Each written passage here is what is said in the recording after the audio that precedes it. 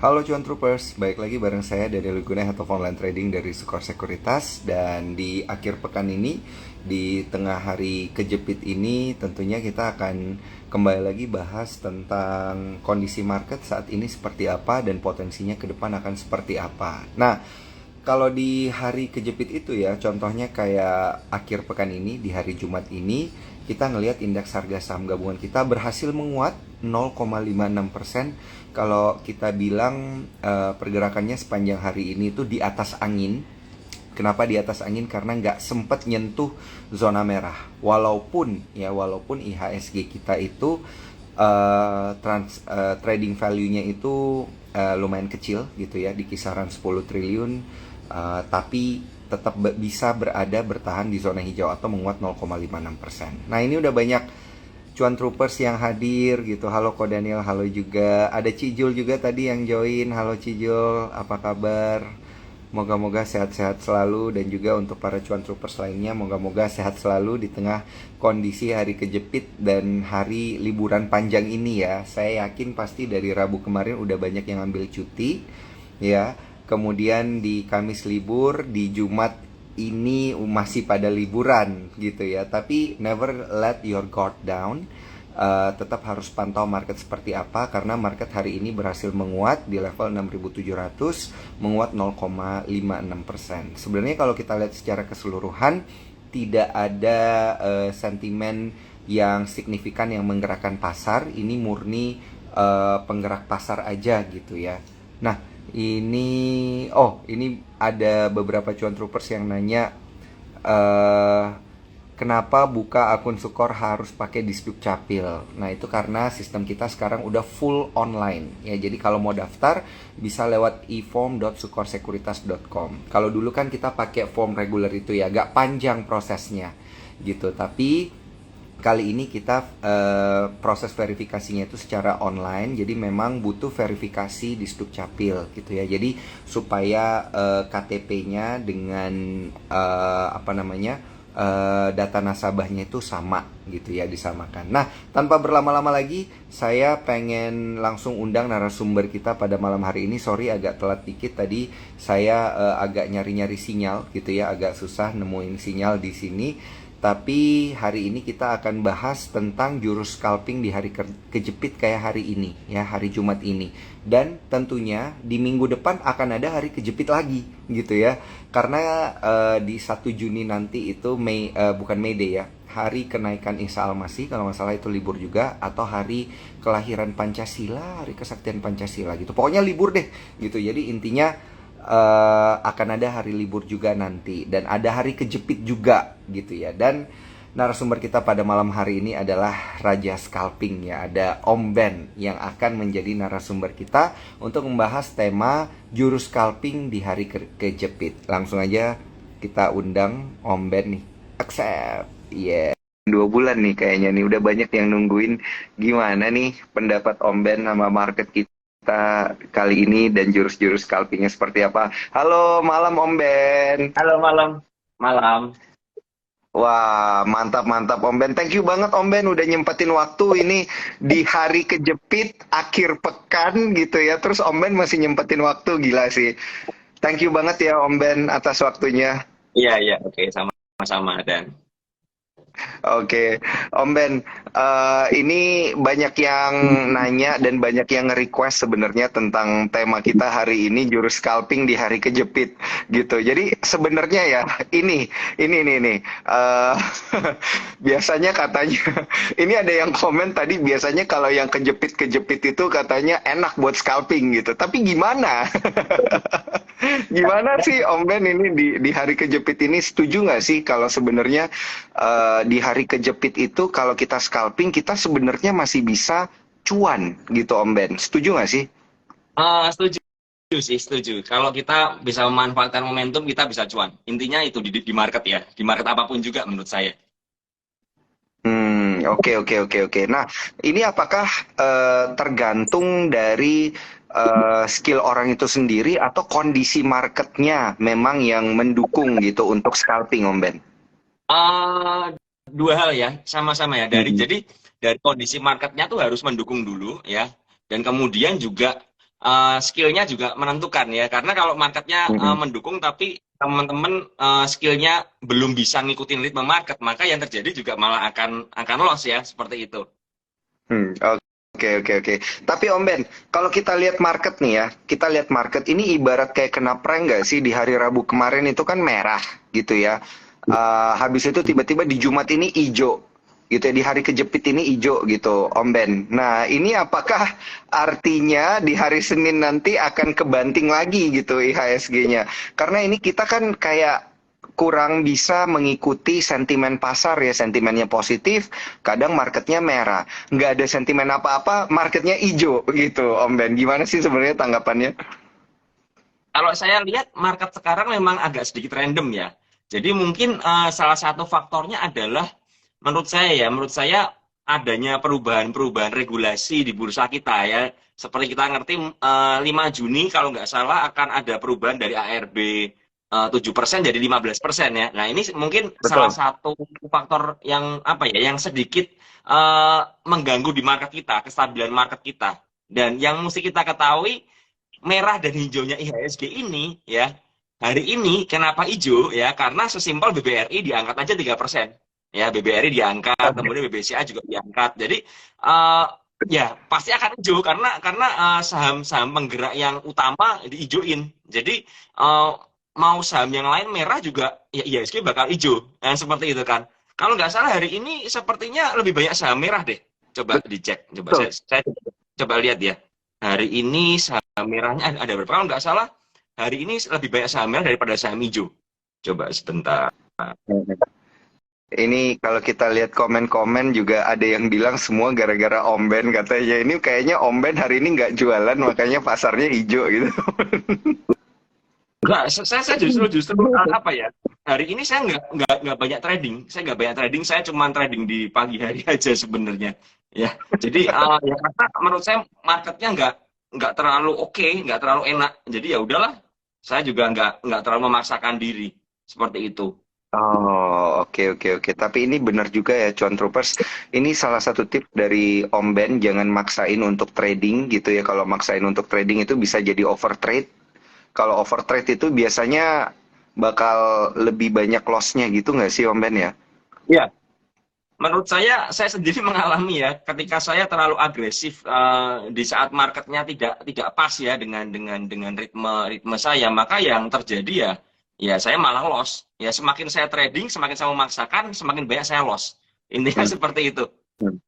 Iya, iya, iya, iya, iya, benar, benar, benar. Berarti jangan memaksakan gitu ya. Oke, ini kan gara-gara tadi Om Ben bilang BBRI diangkat 3%. Nah, apakah blue chip lainnya juga ikut diangkat gitu Om Ben? Makanya market kita di hari kejepit ini bisa hijau nih, tumben banget nih. Dan beneran tutupnya di pas 6.700 gitu Om Ben.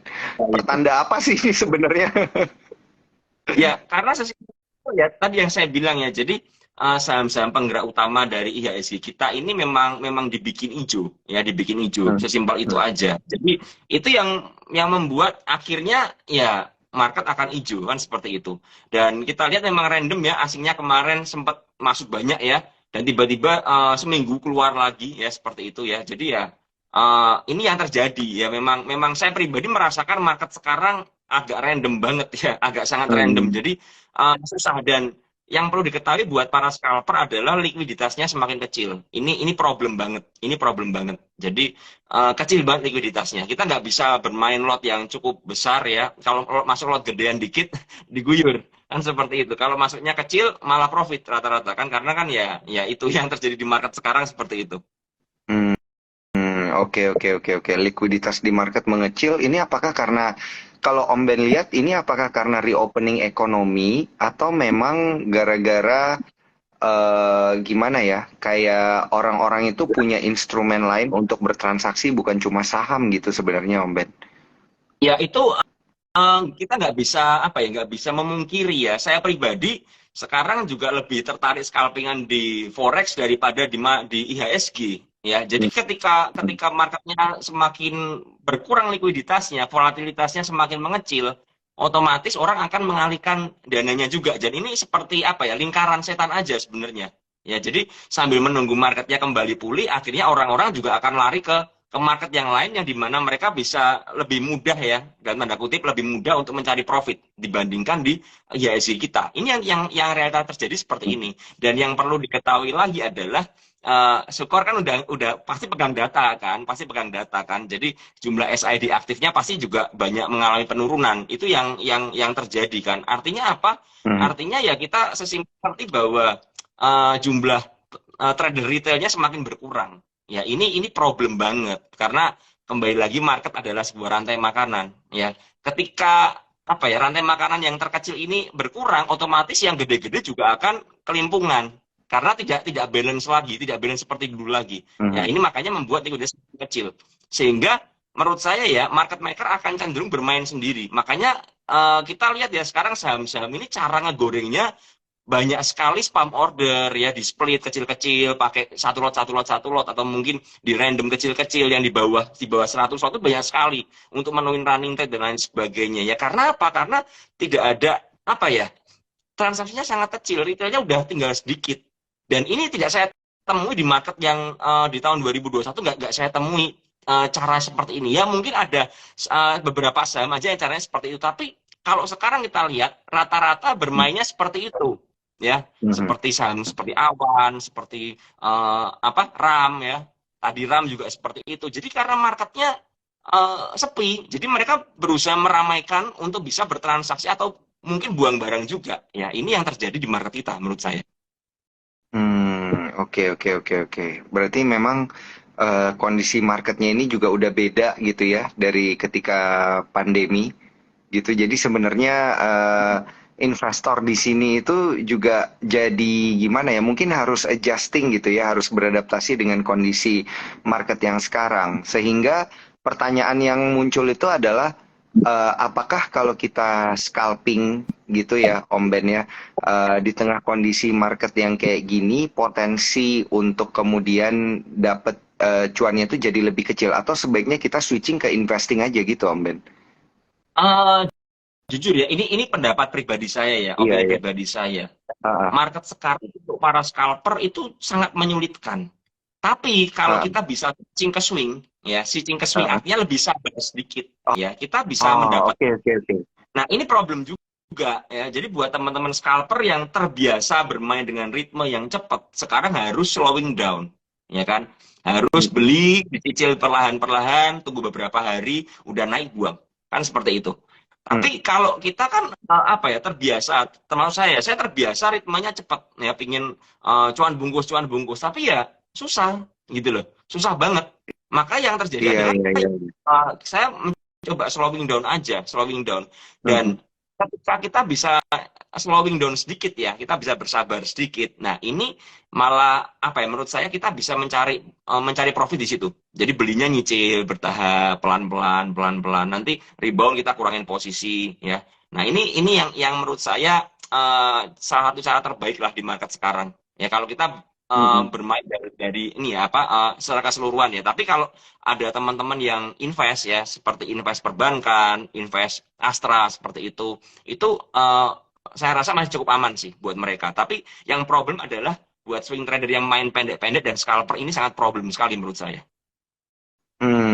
iya, iya, iya, iya, iya. Benar, benar, benar. Berarti kemampuan adaptasi ini penting juga nih kalau ngelihat market kita kayak gini. Nah, apakah itu berarti Om Ben, kalau kondisi market kayak gini, kalau kita tetap pengen maksa gitu ya, maksa nih saya pengen scalping gitu. Kalau dulu kan scalpingnya itu di mid cap atau small cap gitu. Apakah possible gitu kalau kita scalping sekarang kita pindah ke blue chip? Uh, uh, Scalping pindah ke blue chip menurut saya possible sih bisa, cuman kembali lagi ya, big Heeh. caps ini, blue chip ini kan volatilitasnya kecil, ya kan? Jadi Iya. kalau kalau problemnya adalah buat teman-teman scalper yang mungkin dananya nggak terlalu besar, ya kan? Karena Heeh. big caps kan ini kan juga rata-rata ribuan kan, jadi Mhm. kenaikannya juga paling ya berapa persen sih? 2% atau 1%, 1,5%, 3% mentok-mentok. Ya, belum lagi kalau ada gap up ya. Kalau misalnya ada sebuah saham yang gap up itu kan udah dihitung dari awal, ya kan, misalnya contoh 5.200 ya, openingnya 5.300 langsung, berarti kan udah ada jarak yang kita kita nggak bisa dapat kecuali masuknya kemarin Kalau masuknya kemarin dapat kan jarak antara 5.200 sampai 5.300. Tapi ketika ada gap up seperti ini berarti kan range range harganya lebih volatilitasnya lebih pendek lagi. Ya, ini Iya, problem iya, juga iya, gitu iya, loh. iya, iya, iya, iya, iya, iya, iya, iya. Benar, benar, benar, benar, benar. Karena kalau scalping itu memang harus melihat indikator-indikator itu ya, Om Ben ya. Jadi ya memang jadinya nggak selain ngelihat dari volume, ngelihat dari jumlah pergerakannya berapa gede gitu ya. Jadi memang untuk blue chip ini sepertinya agak challenging untuk kita scalping tentunya. Nah, tapi ini banyak yang nanya juga katanya tolong di save. Oke, karena kita udah multi platform kita pasti save ya Cuan Troopers di Instagram, di YouTube dan juga di Spotify. Jadi nanti kalian bisa cari via YouTube, bisa cari via Spotify juga untuk dengerin Instagram live kita di hari kejepit ini ya, di akhir pekan dan juga di hari kejepit. Please di take note ya, karena hari kejepit ini juga masih ada di minggu depan tentunya dan minggu-minggu selanjutnya. Jadi tipsnya ini masih bisa dipakai ya untuk mendulang cuan tentunya di hari kejepit. Nah, Om Ben, kalau kita kembali lagi ngelihat kondisi market kita yang sepertinya kayaknya lebih banyak koreksi gitu ya daripada berada di zona hijau. Kalau Om Ben lihat, apakah kalau kita maksain gitu ya, misalnya kita maksa, saya pengen scalping deh gitu, saya pengen tetap scalping day trading. Nah, dari sudut pandang Om Ben, yang mana sebenarnya yang paling oke gitu ya, emiten-emiten mana yang paling oke? Apakah yang blue chip, apakah yang mid cap, apakah yang small cap gitu Om Ben untuk kita scalping? Eh, jadi gini, saya biasanya ya Mm-mm. salah satu teknik untuk scalping di market yang seperti ini adalah Iya, kita memanfaatkan volatilitas di awal sesi. Itu yang paling awal. Oke. bisa dilakukan. Ya, jadi saya seperti ya pagi ini ya, saya tadi pagi lihat saham TECH ya, TECH itu Iya. kemarin kan nggak ARB ya. Saya lihat hari ini tiba-tiba spike kok agak rame. Nah, itu saya Mm-mm.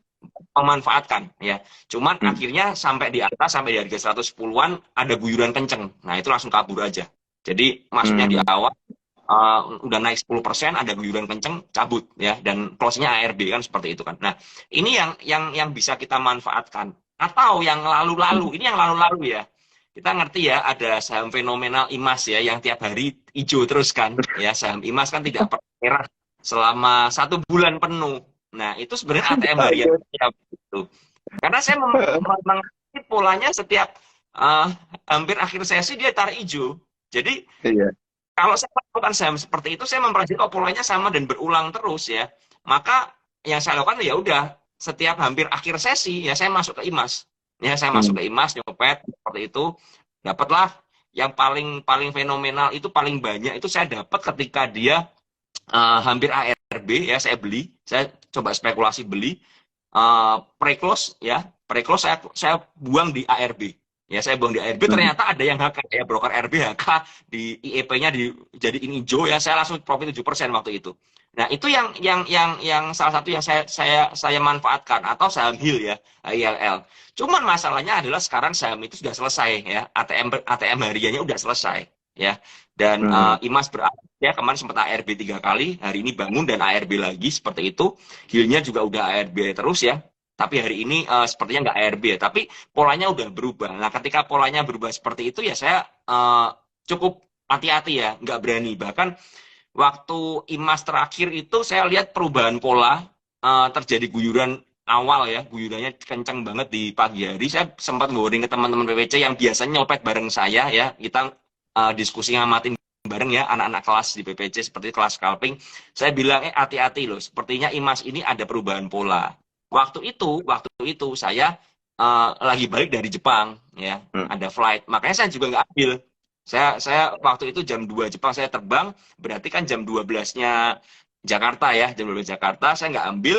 Ketika saya transit di Manila, saya lihat tuh ARB beneran dan kunci tebel. Ya, jadi tidak ada pantulan seperti itu ya.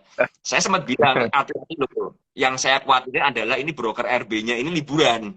Saya bilang seperti itu. Tidak ada yang yang jadi sinterklas buat kita gitu loh. Jadi terjadi perubahan pola. Nah, ternyata seorang temen nyangkut ya sampai sekarang ya sering chatting saya nyangkut akhirnya saya bilang sama dia, kenapa kamu ambil? Oh saya ambilnya kemarin, lah kenapa nggak jual? Dia sibuk ya, ketawa kan Daniel kan, pasti udah tahu orang ini,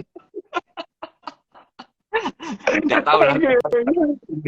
Iya, iya, iya, iya. Saya Sepertinya saya paham. paham kan, sebenarnya paham kan. Saya udah Iya, ingetin ya, ada perubahan pola seperti iya, itu. iya, Jadi iya, iya, iya. mesti dimengerti. Jadi saya memanfaatkan momentum-momentum seperti itu. Jadi kalau disuruh milih apakah small cap, mid cap atau big caps ya, big caps jelas saya enggak ya, susah karena big caps kan susah. Paling ya kalau mau seperti Breeze tadi. Breeze cukup kenceng ya. Hari ini cukup kenceng 7%. Bisa dimanfaatkan kalau memang berani ya seperti itu, atau yang kemarin ada harta ya, RTA, tapi hari ini buangan malahan seperti itu ya. Jadi kita memanfaatkan, kalau saya biasanya main di small sama mid seperti itu. Cuma kendalanya kalau small itu enaknya apa? Enaknya seperti Okas ya, kemarin Okas sempat kencang arah berkali-kali, Iya, betul, cuman betul, betul. likuiditasnya kecil. Likuiditasnya kecil. Sepertinya bid overnya tebel, tapi kalau di HK 5.000 aja itu deg-degan pasti. Karena likuiditasnya nggak ada sebenarnya gitu loh. Di awal-awal tuh Bener. saya sempat HK ya, saya HK Iya, 5.000. iya, iya, bener, bener. Wah ini 5.000 ini bitnya kok cuma 1.000 maksimal. Waduh ini kalau diguyur matilah sudah ini. Cuman ya kembali lagi saya Bener, bener. berani masuk sesuai dengan apa? Sesuai dengan porsi. Ya sesuai dengan porsi seperti itu. Itu yang menurut saya apa ya? Mesti kita mengerti seperti itu ya. Ya. Kayak ini kan konser Coldplay begini kan. Ini war tiket kan ini juga. Saya sempat mau bikin konten soal apa urusannya war tiket ini yang bisa kita pelajari dengan saham seperti itu ya. Jadi saya nanti akan bikin konten. Ini penting karena menurut saya salah satu cara bertahan menghadapi market sekarang adalah ya kita harus mengatur. Ya saya kasih gini aja deh, yang soal war tiket. Ini kan kita nggak dapat semua. Mau war tiket Coldplay ya, sudah standby berapapun kalah ya, kalah cepat karena ada MG ya, ada broker MG yang lain yang menghakal lebih cepat di awal sesi kan seperti itu kan. Jadi kita nggak dapat antrian ya, kita nggak dapat antrian. Nah sekarang kan terus banyak bermunculan penjual-penjual ya, penjual-penjual yang menjual harga yang mungkin bisa sampai 3 kali lipat. Saya bahkan sempat ada yang nawarin saya tiketnya mulai 15 juta. Saya cuma mikir kalau tiketnya 15 juta, ya ini lebih enak saya nonton di Jepang sepertinya daripada nonton di Indonesia. Karena kalau tiketnya 15 juta itu kan harganya udah mahal sekali gitu loh. Cuman apa yang bisa kita lihat di sini ternyata ya memang ini yang dilakukan juga di market real dan market saham. Pengaturan supply dan demand aja. Sekarang ini kalau kita teman-teman mau bertahan di market, ya kita harus bisa mengendalikan apa? Kita nggak bisa mengendalikan supply dan demand yang pasti, ya. Kita retail, kita nggak bisa mengendalikan supply dan demand. Yang bisa kita kontrol apa? Yang bisa kita kontrol adalah pengendalian diri psikologis kita. Ya, kita ngerti tadi ada yang mention saham kayu, ya. Saham kayu ini udah arah berkali-kali. Saya nggak ngerti akan arah berapa kali lagi atau akan ARB. Yang bisa kita lakukan adalah kalau kita melihat sebuah saham yang udah naik terlalu tinggi, maka yang kita lakukan adalah apa? Ya kita bisa menahan diri kita untuk beli. Kan seperti itu. Sama. Yang nawarin saya tiket banyak sekali. Saya bisa memilih, gitu loh. Ada yang nawarin, Umben nih ada nih, cat 4, 10 juta. Bang, cat 4, 10 juta yang bener aja saya mikir. Ada yang nawarin begitu, wah ini overprice, saya bilang begitu. Nah, ini yang bisa kita lakukan. Saya tidak mengkritisi orang yang berjualan ya. Orang berjualan sah-sah saja. Sama, market maker memainkan harga sah-sah saja. Mereka mau ngarahin sampai 100 kali pun sahamnya sah-sah saja. Yang penting apa? Yang penting kita sebagai retail, ya kita sebagai apa ya, sebagai pelaku pasar adalah kita mengendalikan diri kita dan menjaga psikologis kita, ya kan? Kalau kita merasa udah naiknya terlalu mahal, terlalu tinggi, ya, yang dilakukan apa? Ya kita mengendalikan diri, jangan sampai kita FOMO, ya kan? Yang dilakukan kan sama sekarang, yang dilakukan adalah kalau kita pingin nonton Coldplay, kita berpikir wah ini udah nggak ada yang jualan tiket lagi. Wah kalau saya nggak beli sekarang, saya nggak akan dapat tiket. Nah, tapi kita lupa konser Coldplay ini masih tanggal 15 kan, 15 November masih panjang sekali. Dan mungkin akan ada konser hari kedua, kita kan nggak ngerti ini. Katanya Pak Sandiaga Uno sedang mengusahakan hari kedua konser. Kalau sampai ada hari kedua konser, ini ramai banget ini. Serunya apa? Yang yang jual mahal tadi pasti akan banting harga. Kenapa begitu? Karena demand-nya akan berkurang. Suplai barangnya sangat banyak sekali. Sama kan di market kan? Iya, Ya, sama betul. di Setuju, market kan? setuju. Ya kan? Kalau kita FOMO, ya, kita lihat Okas sudah arah 3 kali, kita masih kejar terus tanpa memperdulikan resiko. Yang terjadi apa ya? Kita keguyur, ya, Iya, kita keguyur, beli di harga mahal dan akhirnya malah rugi, ya. Ini yang terjadi juga. Nah, jadi poinnya adalah bagaimana kita bisa mengontrol psikologis kita, ya kan?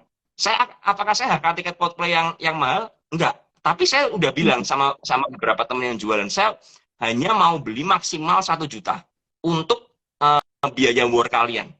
Jadi saya membatasi resiko saya, ya kan? Nah, ini yang kita lakukan. Sama di market kalau mau scalping, kita lihat ada harga yang bergerak liar, kita siap nggak? Kita batasin aja resikonya. Kalau kita mau FOMO gimana? Ya nggak apa-apa, silakan FOMO. Nggak ada yang larang kok FOMO, ya kan? Tapi kita siap resikonya. Kalau kita siap resikonya, silakan aja. Saya hari ini sempat ngejar sebuah saham dan cut loss berakhirnya ya, dan berakhir cut loss. Kalau kita sudah siap dengan cut loss-nya ya udah nggak ada masalah, kan seperti itu. iya. Yang jadi masalah adalah kita nggak siap dengan cut loss-nya, sehingga muncul anggapan adalah saham itu judi. Yang membuat saham itu judi siapa sih sebenarnya? Bukan market, bukan bandar, tapi kita sendiri. Ketika kita masuk Setuju. dalam saham, ketika kita beli sebuah saham, kita nggak menghitung resikonya, kita nggak mengukur resikonya, kita berspekulasi tanpa mempedulikan resiko. Itu namanya judi, sudah. Tapi ketika kita membuat analisa, membuat pembatasan resiko, ya, kita nggak bisa ngomong nih saham ini judi, ya kan? Apakah saham zero sum game? Nggak juga menurut saya. Semua orang bisa, menurut saya, di saham yang sama. Contoh seperti ini. Ketika kita membeli sebuah saham dengan fundamental yang oke dan saham ini memberikan dividen, contoh BBRI. Hari ini BBRI sampai 5350. Ketika kita jualan BBRI di 5350, yang beli barang kita apakah akan loss? Belum tentu. Ya, tergantung kita. Tergantung sudut pandang pembelinya. Kalau dia beli dan dia hold panjang, ya, dan someday BBRI bisa mungkin kembali ke lebih ke 6.000 plus dividen, apakah orang itu loss? Kan enggak. Jadi kalau buat saya bukan zero sum game. Yang membuat zero sum game adalah ketika kita bermain di instrumen yang saham-saham yang fundamentalnya nggak jelas dan digoreng gila-gilaan, ya kan? Kita ya, tadi saya sempat bahas saham TECH ya, TECH. Dulu TECH sempat harga berapa itu? Sempat harga ribuan kan? Dan sekarang 100.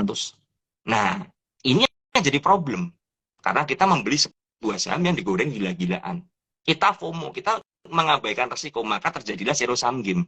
Terjadilah saham itu judi. Nah, itu sedikit dari saya. Sorry kepanjangan. Iya, nggak apa-apa, nggak apa-apa.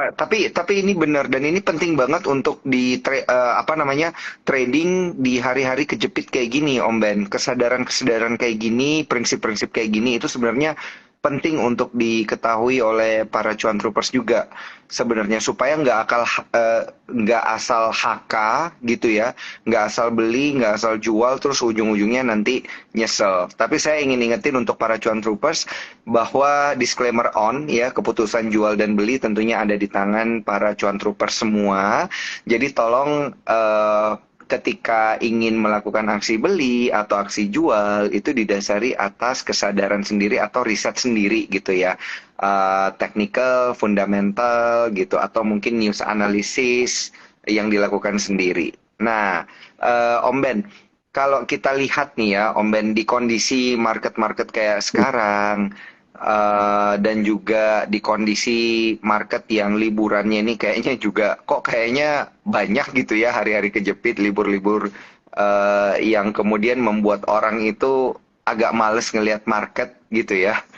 Nah, ini sektor mana sih sebenarnya yang Om Ben lihat itu menarik untuk diperhatiin? Apakah tetap masih diperbankan atau udah balik ke konsumer gitu Om Ben? Atau gimana ini sebenarnya kalau dilihat dari sisi sektoral? Karena kayaknya saya ini dengar-dengar dari teman-teman di market dibilang kayaknya agak sulit memproyeksi market sekarang karena lebih unpredictable gitu kata mereka. Kalau pendapat Om Ben gimana nih? Ya, setuju saya. Marketnya unpredictable banget. Jadi benar-benar apa ya? Random ya, random. Kalau ditanya apakah sektor mana yang terjadi rotasi, ini susah. Karena misalnya hari ini perbankan oke, ya, perbankannya oke. Besok belum tentu oke, gitu loh. Besok bisa jadi koreksi, ya. Cuman menurut saya sektor-sektor defensif, ya, seperti consumer, ya, begitu, seperti perbankan yang big banks itu kan masih defensif. Intinya dia masih menjaga IHSG kita, ya. Itu masih bisa untuk diperhatikan, ya, diperhatikan. Cuman memang upside-nya nggak gede. Upside-nya masih udah terlalu terbatas banget, ya. Seperti itu. Kalau perbankan seperti itu menurut saya. Iya. Cuman karena kenapa? Karena kenaikannya udah tinggi, udah all time high semua, Hmm. ya kan? Seperti itu.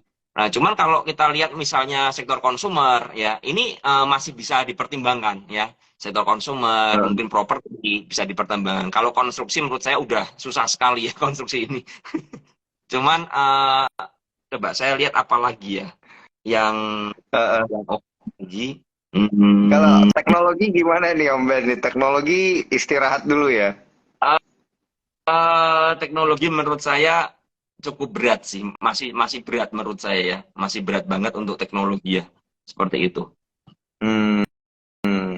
Kemudian kalau sektor lain, kalau kita ngelihat dari sisi volatilitas juga, misalnya kayak sektor-sektor energi gimana nih Om Ben? Energi menurut saya masih belum juga sih. Kemarin Mhm. sempat sempat sedikit bergejolak ya, cuman kok tiba-tiba cooling down lagi. Ya cooling down lagi sektornya. Jadi tiba-tiba kalem lagi, tidak ada gerakan, cenderung koreksi. Ya ini agak agak tricky sih menurut saya. Ya, contoh Kalau kita lihat, komoditi, eh, sorry saya kenapa? komoditi, komoditi gimana Om Ben? Komoditi tergantung yang mana dulu. Kalau kalau komoditasnya batu bara, saya rasa batu bara ini yang paling akan koreksi ya menurut saya ya. Seiring Iya. apa? Seiring selesainya dividen ya, seiring selesainya dividen seperti itu. Seiring tahun ini pasti menurut saya laporan keuangannya akan turun dibandingkan tahun lalu.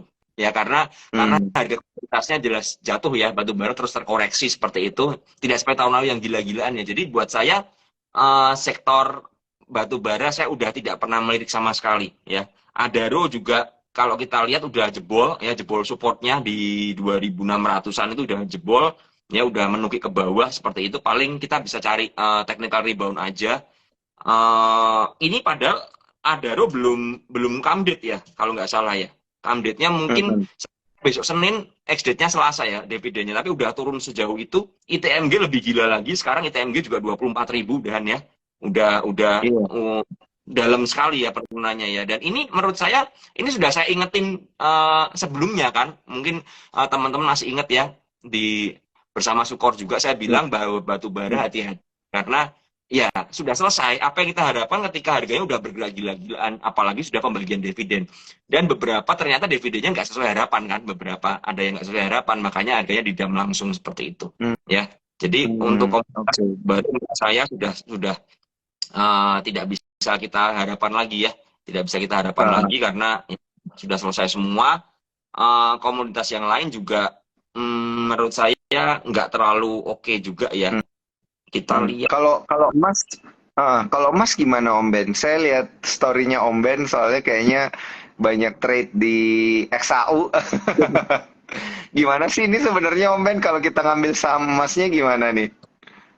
Saham emas ini yang memang paling digoreng gila kan harta ya, HRTA ya, Hmm. saham HRTA itu yang paling digoreng gila-gilaan karena ada kepentingan menurut saya ya, ada kepentingan untuk Asabri untuk keluar juga seperti itu.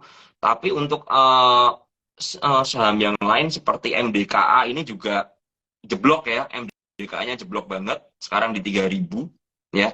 Dan memang kemarin komoditas emas terkoreksi tajam. Tapi sekarang di komoditasnya ya, di komoditas sudah sampai support di 1950 kemarin ya, terjadi pantulan di sana ya. Dan kita berharap ya ini awal untuk reversal ya, setelah selesai dia sideways dulu kemudian bisa bentuk reversal lagi ya untuk kembali all time high seperti itu. Nah, saham-sahamnya bagaimana kalau saya lihat uh, yang yang paling menarik adalah harta ya, harta ya. harta yang paling keren seperti itu. Cuman ya ini MDK ini sebenarnya menarik ya, cuman karena faktor kemarin ya, kalau nggak salah faktor ada cut off ya MDK itu sehingga didam habis-habisan ya, dan sampai sekarang masih buangan ya. Saya pribadi tunggu reda aja.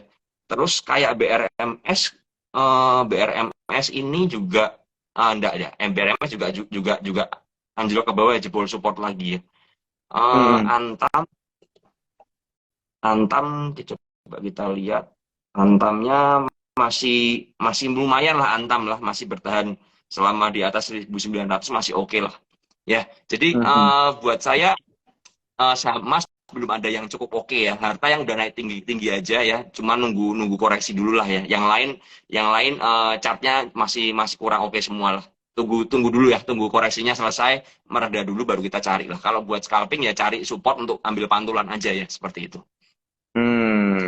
Oke. Nah, ini karena viewersnya udah 600 nih Om Ben, kita harus jawab pertanyaan dari Cuan Troopers dulu. Kayaknya rame banget, banyak yang penasaran juga. Dan ini ada pertanyaan yang menarik banget untuk kita jawab, Om Ben. Ciri-ciri saham yang cocok buat di scalpingin itu gimana sih sebenarnya? Apalagi di kondisi market-market kejepit atau short trading week gitu misalnya, Om Ben. Biasanya begini, saya kan tadi kan saya bilang kalau market kejepit begini biasanya marketnya cenderung sepi. Yang kita bisa manfaatkan di pagi hari ya, di pagi hari. Kita harus mencari saham-saham yang ada momentumnya. Artinya apa? Yang kemarin ya, yang di hari sebelumnya muncul volume biasanya. Ya, muncul volume. Yang biasanya muncul volume, yang volumenya gede, yang breakout dari resisten ya. Atau kalau mau berani ya, saham yang arah ya, saham yang arah seperti itu ya. Tapi ingat ya, semakin tinggi kenaikannya, berarti ada kemungkinan koreksi yang semakin tajam. Ya, itu yang harus diingat. Kita scalper memanfaatkan volatilitas market. Ya, ini yang mesti kita ketahui. Semakin volatile, semakin menarik untuk di-scalpingin. Tapi semakin gede risikonya. Nah, ini yang harus dimengerti. Kalau teman-teman nggak paham dengan risikonya, jangan main-main. Karena ini semakin tinggi ya, semakin akan menarik sebenarnya buat para scalper. Tapi semakin gede risikonya. Ya, apalagi diperhatikan likuiditasnya ya, likuiditas sahamnya diperhatikan. Yang tadi saya bilang seperti OKAS ya, kalau OKAS kecil begitu ya jangan masuk 10.000, nanti takutnya nggak bisa keluar. Kalau sampai karena apa yang terjadi adalah bidnya ini copot-copotan semua, rata-rata diciptakan ya, fake bid dan fake offer ya, diciptakan seperti itu untuk memancing orang untuk beli ya, seperti itu ya. Kemudian salah satu tips dari saya lagi adalah kita mencari saham-saham yang ada corporate action biasanya. Ya, contohnya apa? Ini contoh aja ya. Saya nggak ngerti apakah hari Senin akan naik. Hari ini adalah come date dari stock split saham Tugu, ya, saham Tugu. Biasanya saham yang stock split, ya, di hari perdagangan ex date-nya besoknya terjadi volatilitas. Ya, kita bisa manfaatin. Saya biasanya seperti itu. Saya biasanya memanfaatin. Kemarin ada saham MIDI terakhir yang saya sempat ikut stock split-nya, ya. Saya memanfaatkan itu ya, jadi lumayan lah dapat 5% seperti itu. Nah, ini yang kita bisa pakai ya. Nah, yang Tunggu bagaimana? Saya nggak ngerti apakah naik atau enggak. Cuman kalau kita lihat dari closingannya dan lain sebagainya, sepertinya masih ada momentumnya ya. Bisalah kita untuk scalpingin ya selama dia volatile. Tapi kembali ya, perhatikan resikonya dan perhatikan likuiditasnya seperti itu. Itu tips dari saya. Jadi kita bisa mencari saham-saham yang ada momentumnya tadi ya, dengan melihat volume, dengan melihat corporate action seperti itu ya. Kita bisa manfaatin aja gitu. Oke.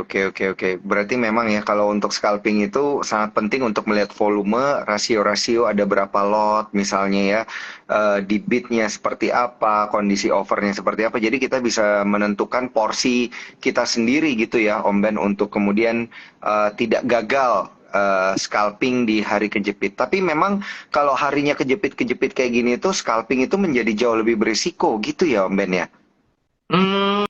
Bukan jauh lebih berisiko karena kejepit ya. Menurut saya yang berisiko adalah tidak ada likuiditas. Itu problem sekali. Kembali ke likuiditas. Ya. Saya bilang likuiditas menjadi problem. Karena kalau nggak ada likuiditas, kita nggak bisa keluar. Kita bisa nyangkut. Bisa nyangkut.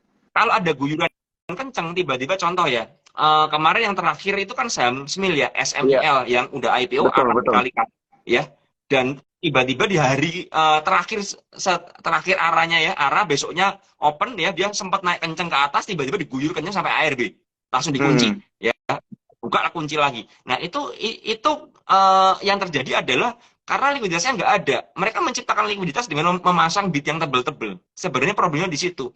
Ketika ada guyuran, kan bandar nggak mau ya, market makernya pasti nggak akan mau dong kalau dia mau jualan, dia mau guyur, dia dapat barangnya kan nggak mau. Yang terjadi adalah bidnya yang tebel, yang tahanan ini dicopot, Hmm.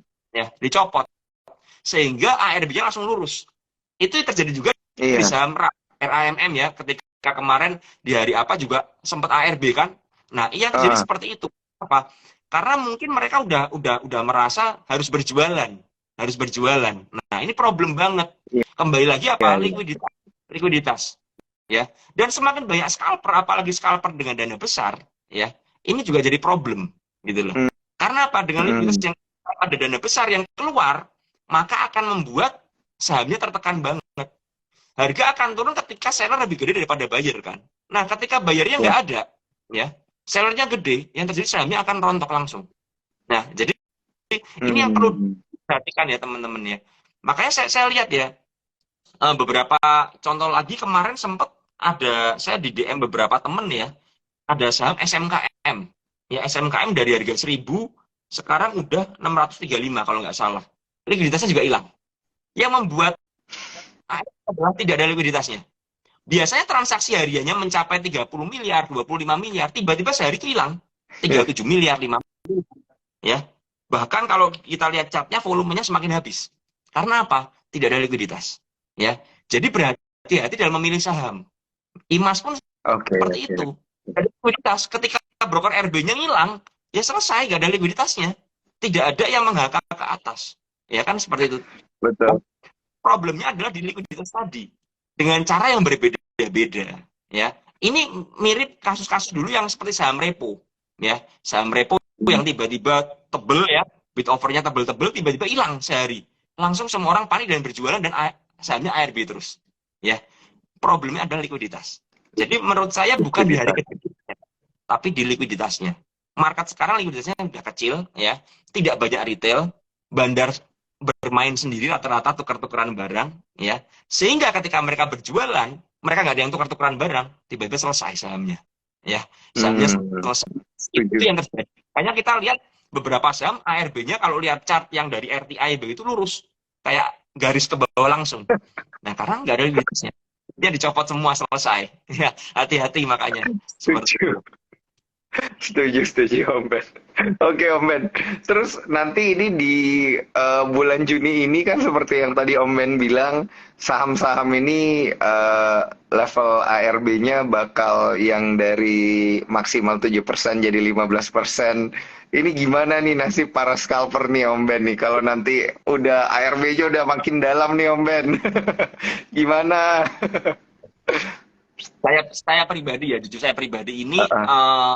mengurangin saham-saham yang terlalu bersiko ya, saham-saham gorengan yang marketnya mulai kecil-kecil, saya mulai mengurangin ya, bener-bener saya udah keluar semua rata-rata ya, tinggal saham-saham yang cukup menurut saya masih cukup aman ya. Iya. Saya ada beberapa yang masih saya swingkan seperti itu, saya tungguin dulu lah ya. Saya sabarin sedikit ya. Jadi ketika ARB-nya minus 15%, berarti ada chance ya sebuah saham itu diguyur dari atas sampai bawah lebih cepat lagi ya, lebih cepat Hmm. ARB-nya kan seperti itu kan, Hmm. lebih dalam, sorry, lebih cepat, lebih dalam ARB-nya. Berarti faktor resiko kita semakin besar. Nah, makanya apa? Jaga psikologis kita. Jangan FOMO kayak tadi yang saya analogikan dengan tiket Coldplay tadi ya. Hmm. Hmm. Jaga psikologis. Karena semakin kita FOMO tapi tidak memiliki pembatasan, tidak mengerti karakter sahamnya, maka yang terjadi apa? Kita akan mengalami loss yang semakin dalam. Dan biasanya Hmm. kalau udah loss pasrah, itu problem banget. Udah loss pasrah. Saya kemarin sempat ada kena saham juga waktu saya di Jepang ya, ini iseng nakal ya. Akhirnya malah lossnya cukup lumayan begitu ya. Saya cerita ke beberapa teman, waduh saya loss gede gara-gara salah. Yang saya lakukan adalah apa? Ya saya akan berusaha keluar aja. Nah kan ini loss, bagaimana? Ya udah nggak apa-apa, ya mau gimana, namanya Hmm. juga mistake ya kan, anggap aja itu kebodohan saya ya, anggap aja tangan saya gatel aja akhirnya loss, tapi at least saya udah keluar. Dan ketika saya keluar yang terjadi adalah ya udah lega. Karena apa? saya paling tidak suka ya, misalnya kejebak dalam sebuah saham, saya terjebak dalam sebuah pengharapan. Ah, nggak usah Iya. jual ah, tahun nanti naik. Lah, ya kalau naik, kalau nggak naik bagaimana? Sehingga itu mengaburkan analisa saya. Saya udah ngerti ini buangan, tapi karena saya ngeyel, saya masih Mm-mm. berharap naik, saya nggak buang. Yang terjadi apa? Yang harusnya cuma minus 10 juta misalnya, jadi minus 15 juta, jadi minus 20 juta. Itu yang Mm-mm. terjadi kan? Nah, ketika ARB-nya minus 15% seperti ini, berarti ada chance teman-teman misalnya beli di harga 5% aja, dibawa ke ARB, berarti teman-teman bisa menderita loss lebih dari 20%. Nah, Betul. dalam sehari, belum kalau dari arah, ya kan? Kalau dari misalnya 20% aja lah, nggak usah arah. 20% ke bawah, plus 15%, berarti teman-teman bisa menderita loss kalau sampai dari 20% sampai minus 15%, bisa menderita loss hampir 40% berarti. Nah, ini problem Mm. banget. Ya, jadi menurut saya hati-hati kendalikan jari kita, ya. Dan kalau Mm-mm. memang udah loss, ya jangan ngeyel, disiplin aja, keluar aja daripada apa? Daripada hancur. Menurut saya seperti itu, ya kan? Mendingan saya mengamankan beberapa barang daripada saya kehilangan semuanya, ya kan? Kalau Mm-mm. mohon maaf kalau bencana misalnya kebakaran, yang dilakukan orang apa? Mereka akan berusaha menyelamatkan barang sebisa mungkin, Betul. ya kan? Sebisa Betul. mungkin dan mungkin yang mereka bisa semaksimalnya. Apakah bisa selamat semua? Nggak bisa. Mm-mm. Tapi daripada hangus semuanya, jadi abu semuanya, mendingan kita selamatin. Ya, Mm-mm. bersyukur kita mainnya di saham kan. Karena saya beberapa hari ini memang ada sempat share forex. Kalau di forex kita pakai leverage, bye-bye semuanya. Kita punya uang 10 juta, 10 juta. Kalau di saham Habis. kita punya modal 10 Iya, juta, untuk habis 10 juta itu kan butuh waktu lama sekali kan, ya iya, kan? iya. Bisa bulan kalau misalnya FOMO asal ngawur-ngawuran bisa beberapa bulan. Tapi kalau di forex sekejap hilang. Apalagi kita pakai margin yang gede, bye-bye sudah selesai semuanya. Nah, ini problem. Makanya ingat, kita harus mengendalikan jari kita, kedisiplinan kita ini menentukan gitu loh. Ya, jadi itu Iya, iya. tips dari hati-hati ya, teman-teman, hati-hati. Ini market berubah. Saya pribadi pun cenderung nonton dulu ya, apalagi tanggal 5 saya tidak di Jakarta ya. Saya ada di suatu sebuah tempat ya, jalan-jalan lagi seperti itu. Ya yang tersial apa enggak ya, lebih wait and see aja, sabar aja. Tungguin aja dulu Oke, oke, bagaimana. oke. Oke, Om Ben. Om Ben. Nah, Om Ben di menit-menit terakhir ini boleh nggak nih di-spill ke para cuan troopers dari sisi sektoral dan juga dari sisi emiten, sektor dan emiten mana sih yang sebenarnya ini masih dilirik-lirik oleh Om Ben di tengah kondisi market yang kayak gini nih Om Ben? Hmm, kalau saya disuruh lihat sebentar, sepertinya sektor transportasi masih sedikit menarik ya menurut saya. Masih Ah, sedikit menarik. Eh, Pilihan sahamnya kalau suka sedikit yang agak liar itu ada ASLC ya. Tapi hati-hati ya. Ini juga bandarnya agak galak ya, ASLC. Cuman ketahan terus ya, ASLC ketahan terus di harga 110 dengan supportnya di 107 106 ya. Dijagain terus di sana. Saya perhatikan tiap hari, dijagain. Kemudian kalau yang agak mahalan dikit ya, ini ada ASA. ASA ini juga masih dijaga di atas 1.100-an ya, seperti itu. Kalau mau yang benar-benar liquid yang menarik menurut saya ada Era ya, Era Jaya. mhm. Era Jaya ini menarik ya, apalagi ini habis break dari 500 ini ya. Kalau ada koreksi-koreksi ke 490 sampai 500 ya bisalah di area sana. Kemudian yang udah agak kencang ini S Hardware ya, S Hardware ini udah agak kencang. Bisa tungguin mungkin di dekat-dekat MA 200 lah ini, di 560 sampai 545 kalau dikasih ya, kalau dikasih mungkin di area sana itu menjadi area yang menarik ya menurut saya ya. Seperti itu. Kalau Hmm. kalau teman-teman menemukan sebuah saham yang udah rally terlalu tinggi ya, udah naik tinggi, maka yang kita lakukan adalah kita harus mencari buy on weakness di support yang kuat ya, seperti itu. Sambil memperhatikan apakah terjadi buangan atau enggak ya. Jadi ini Oke. penting banget untuk teman-teman perhatikan. Lalu kalau saya lihat Big Bang itu masih menarik ya.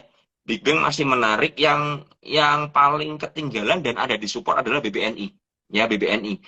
BBNI ini sempat mantul dari harga ini ya, dari 8.600-an ini ya BBNI. Ya cuma Mhm.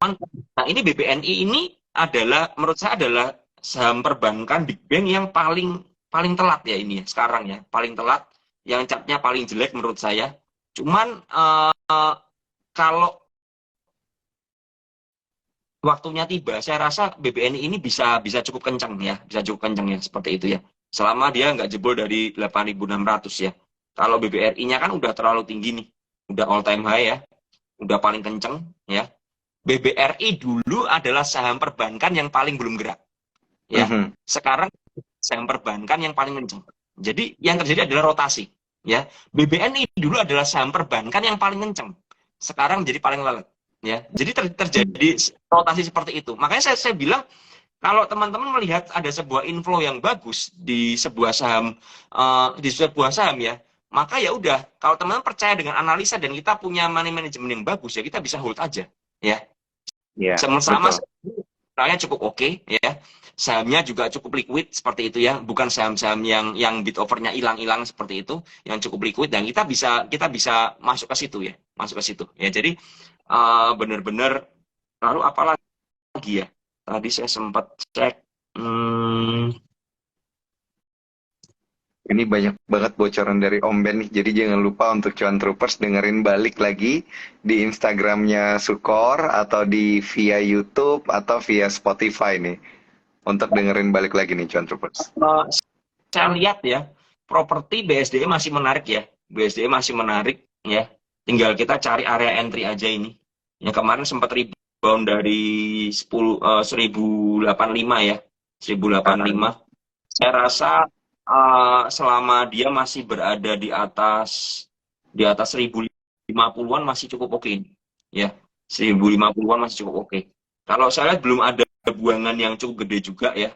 Tapi BSDE ini inflow-nya panjang sekali ya. Kalau teman-teman cek ya, akumulasinya gede banget ya. Tapi sahamnya nggak bergerak kemana-mana ya. Dan belum ada buangan yang cukup besar juga. Jadi tapi saham BSDE ini adalah salah satu saham yang lelet ya, yang lelet ya, yang naiknya pelan banget ya, yang naiknya pelan. Jadi itu yang harus kita perhatikan. Jadi teman-teman harus mempertimbangkan. Kalau teman-teman mau ngehold sebuah saham dan sahamnya lelet ya, maka kita nggak bisa berharap dia geraknya cepat ya. Apalagi kalau inflow-nya masih gede ya.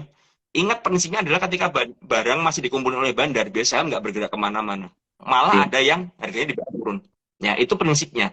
Cuman kalau sudah naik ke atas kenceng, apalagi keluar di news dan lain sebagainya, nah biasanya itu yang harus hati-hati. Karena akan dibuat volatile supaya apa menarik retail. Ya, supaya menarik retail seperti itu. Kalau dasarnya itu aja sih Pak, Wah, saham-sahamnya. luar biasa.